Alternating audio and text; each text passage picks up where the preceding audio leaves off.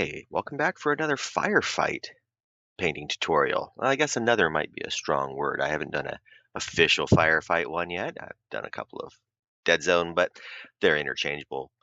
But this baby, she's all Firefight.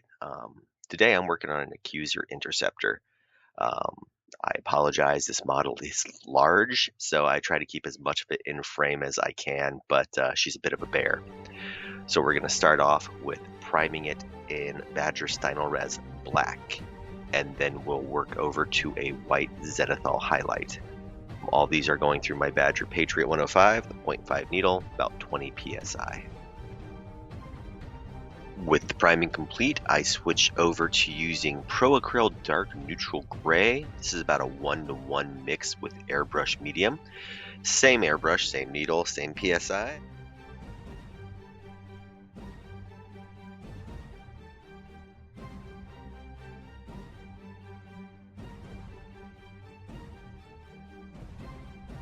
With base coat down, I'm going to switch over to Pro Acryl Neutral Gray, and same deal, 1-to-1 ratio. When we're putting that through the airbrush, but we're going to apply it to the front upper side of the model. We want to use this as our initial highlight layer. That finished, we're going to switch over to Pro Acryl Light Neutral Gray, same deal, 1-to-1 ratio, but we're going to apply this at about a 25-degree angle just on the front hardest edges to give us our brightest highlight on the model.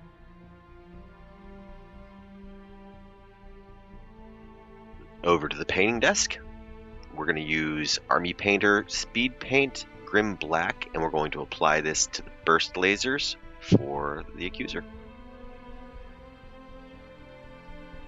Now this next step proves to be the bulk of the time we're going to spend painting the model. I'm going to use Pro Acryl Burnt Red as my accent color for a number of the panels that are across the model.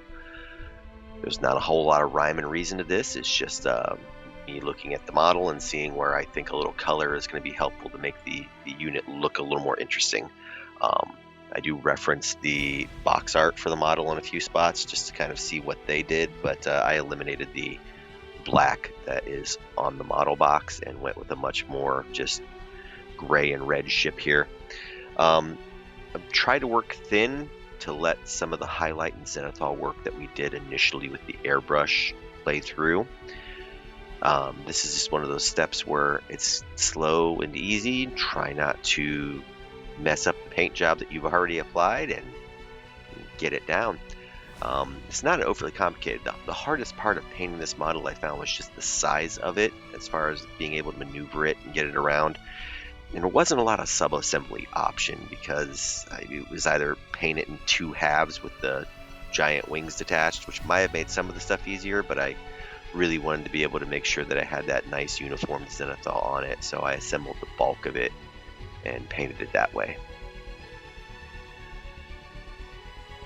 For the troop carry pod on the underside of the Accuser, I decided I wanted to have a little fun and make it look as if there was a green glow inside from like the drop light telling the troops to jump. So I took the interior and I dry brushed Pro Acryl Dark Silver across the interior just to give it a little bit of a metallic feel and a sheen. Then using Light Neutral Gray, I applied just a handful of highlights and based out the lights of the interior. Then I used, I'm sorry, I don't remember exactly what color, it's just a light red, yellow, and then fluorescent green on the 3 dots that I assume are lights. After that was all done, I then used my airbrush and a slightly thinned down version of that same fluorescent green, and I applied it to the interior of the ship. That way it would appear that there was just a cast light from that. It would kind of shift the hues of everything internally to that green. And it's kind of a neat effect. 90% of people are never going to see it, but I know it's there, and it was fun to do.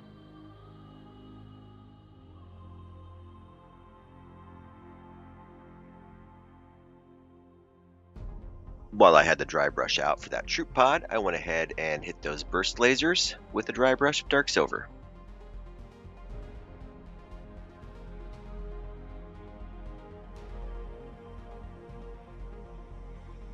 After that dry brushing, I'm going to go ahead and pick out the lights on the side of the burst laser with white just to have something to base over with the glow effect later. Next, to add a little visual variety to the surface of the ship, I'm going to use that same dark silver, and I'm going to pick out a handful of the panels across the exterior of the ship, just so there's some light glint off of it and a little more interest when you're looking at it on the tabletop.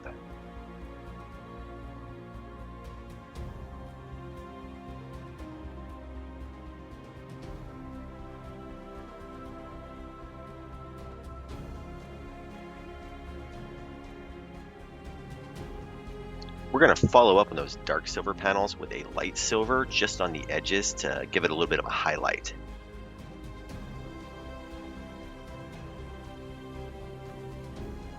I apparently forgot to record painting the back of the engine area white, but here it is. So we can all do that at this point.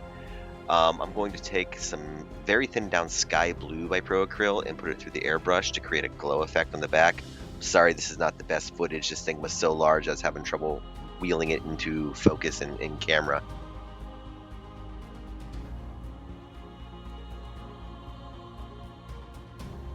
It appears I also neglected to record airbrushing the front of the canopy on the cockpit.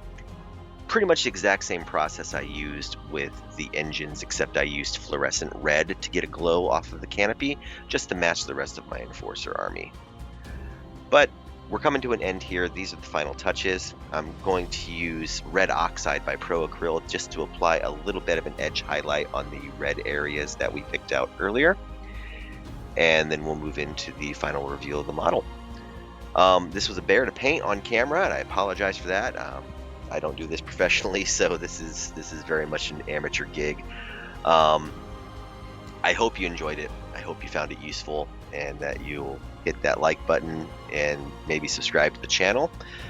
If you found it useful and you think others will, I encourage you to share it out. Thanks for watching and sticking around this long, and let's move on to our final reveal.